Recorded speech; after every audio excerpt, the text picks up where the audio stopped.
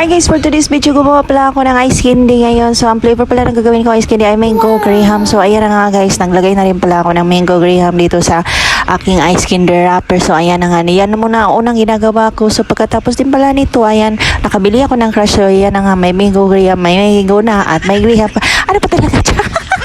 So ayan na nga guys, ayan, nakabili rin pala ako ng mangga, ang mahal ng mangga ngayon. So ayan, katapos naman yan, nagpainit na rin pala ako, nagpakulo na rin pala ako ng mainit na tubig. So pagkatapos yan, ay ayan na nga, dito na pala ang aking mga sangkap guys. So ayan na, may cornstarch, may evap, may condense, may sugar of course. Hindi naman pwede ko walang sugar. So ayan, kunti lang nilalagay kong sugar nito, half kilo lang kasi syempre ayaw na matamis, bahala na yung kakain nito ang mag-adjust char. So ayan, napatunaw na rin pala ako ng cornstarch. So ayan na nga, nilagyan ko na ng cornstarch yan.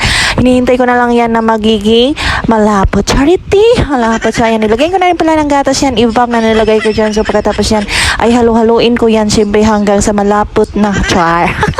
So pagkatapos yan pala, ayan na nga, at ang bango-bango na kasi naaamoy ko na talaga, hindi yung sa kapitbahay ng namoy ko ang niluto ko. So ayan, nilagay na rin pala ako ng mango, naglagay na ako ng mango yan. So ang sarap na yan at ang bango-bango pa, char, kasi yung bango mo.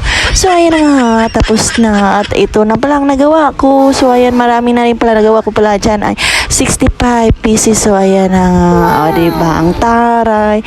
So ayan na nga, katapos yan, andito, tapos na, andito na sila sa rep. Nilagay ko na. So, ayan na nga. O, diba? 65 pesos yan silang lahat. Binta namin yan ng 8 pesos. Bye-bye. God bless.